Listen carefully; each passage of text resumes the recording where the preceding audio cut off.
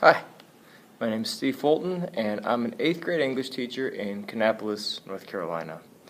So you have some great presenters to learn from, and I'm sorry that I couldn't be here in person to both share and learn with them as well. So I'm sure that you're wondering why my voice is being included in this. What do I, as an English teacher, have to contribute to a conversation about making and tinkering at a science teachers convention? I get while you're all here. You value informal learning and how creating space for tinkering and play enables learner to develop habits of mind that are fundamental in science.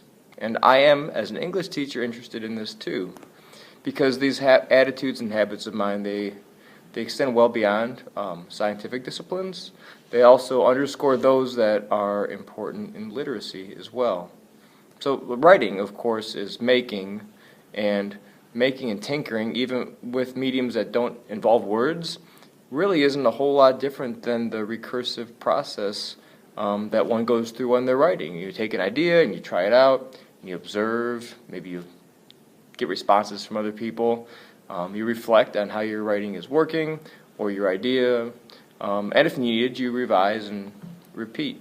It's an ongoing process that can continue indefinitely sometime. It's the iterative process.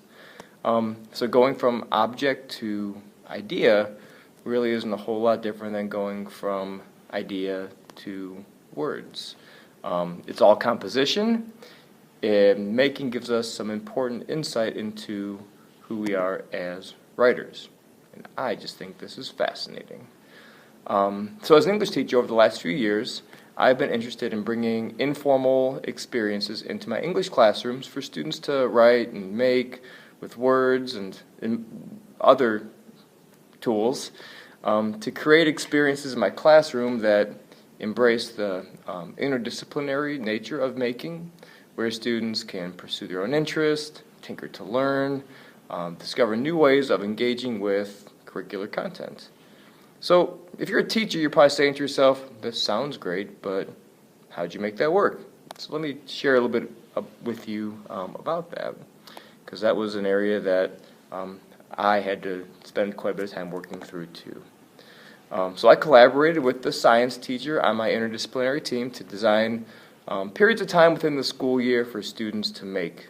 These were informal time periods that we referred to as make cycles, and each make cycle grew from the content that we've both taught in each of our classes.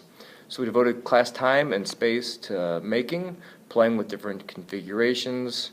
Every make cycle looked a little bit different. It just depended on what it was that we wanted students to do. For example, during one unit when students were reading novels in my class, Language Arts, and studying sustainability in science, we devoted a couple of hours each week to a makerspace centered around creating cardboard cities. So during the time that students would go to either my class or my science teacher's class, they would report to one of our rooms depending upon whatever it was that they were making and who they were working with. Our cities were laid out by time period in the novel.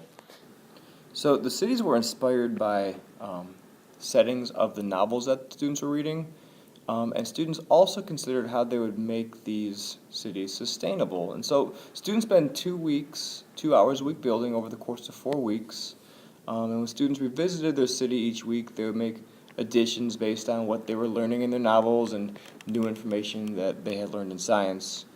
Students also branched out with the materials that they used each week. Some of the later iterations of the cities were painted. Some included LED lights. This one here had a light that turned on and off when the door opened. And some were even used as backdrops for stop motion videos. Another interesting make stemmed from an assignment that we did at the beginning of the year, where in my class students wrote literacy narratives, and over next door in science class students made timelines of their formal and informal learning experiences in science. They then reflected on these two assignments and drew from either, or in a lot of cases both, of these areas to make something that reflected or spoke to their identities as learners. While not the only option for this make cycle, toy hacking, so taking apart old toys and repurposing them into new ones, was a particularly popular option. Here, Chris, whose informal science learning experiences connected to the time he spent in the shop with his family, created an aluminum foil boat that actually worked. Video here. Another student, Maddie, read and wrote quite a bit around subjects connected to science fiction.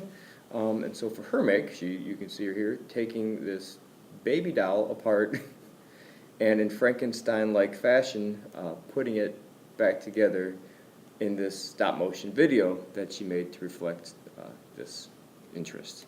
I'll let you watch a little bit more of that for your enjoyment.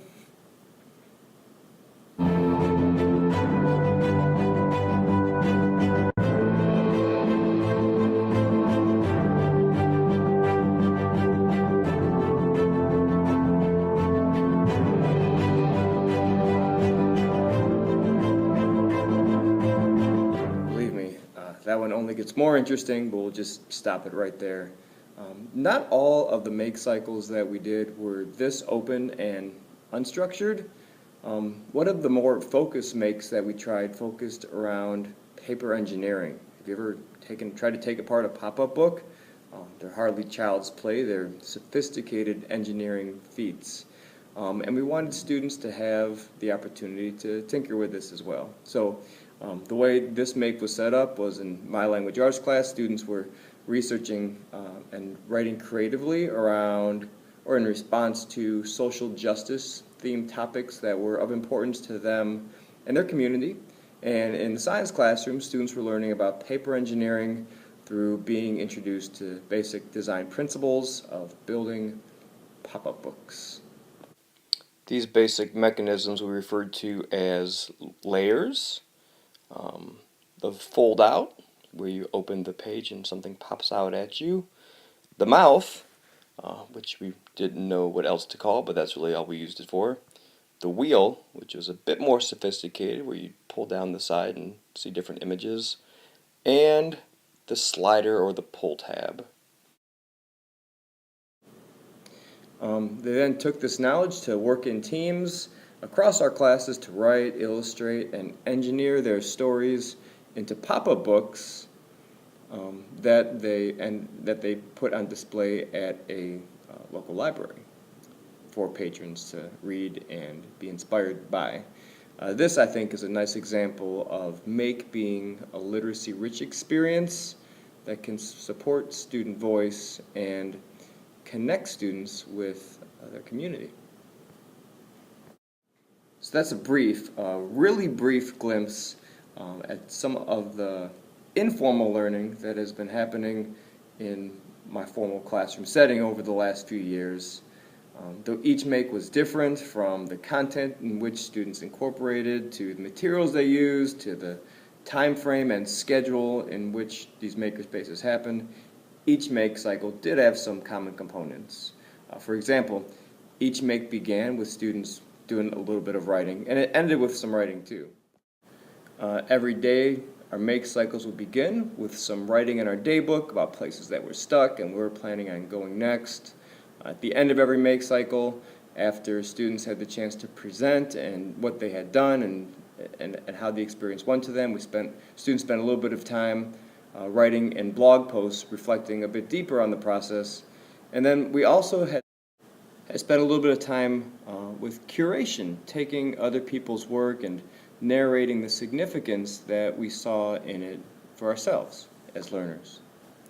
Along the way, at multiple times throughout the process, students documented and reflected by posting their thinking and images of their process work in a Google Plus community that we had created. We called it the Making STEAM community, and this may be something that you might have noticed when looking at some of the different pictures. So all of these last few years with tinkering in my English classroom, of course, haven't been without challenges. Most make cycles, at the beginning days, I would look at my class and notice that just things were crazy, and I would be wondering, like, what am I doing? But then by the end of the make cycle, I would see really intense student engagement with students often begging for more time. Other make cycles, especially the earlier ones, we noticed that students seem really unfamiliar with the iterative process that we know is just at the heart of making. And I think this was probably a combination of students not yet fully understanding what it means to tinker and what it means to, and the value of iteration. This is something that we don't value and teach and embrace in school. Often in school we put the value on the end product, not really the process to get there. And also, I think that perhaps this was about me as the teacher not fully understanding how to frame the make in a way that really built upon students' interests.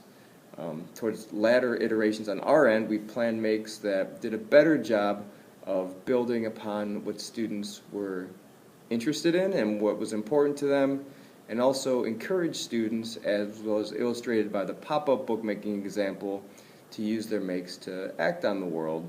And these latter experiences with making in my classroom have been the most transformative experiences. So that's my story. Again, I'm sorry that I can't be with you today. This is going to be an awesome session. If you have any questions or you want to get in touch with me, here's my contact information, and I'd love to continue this conversation with you. Thank you.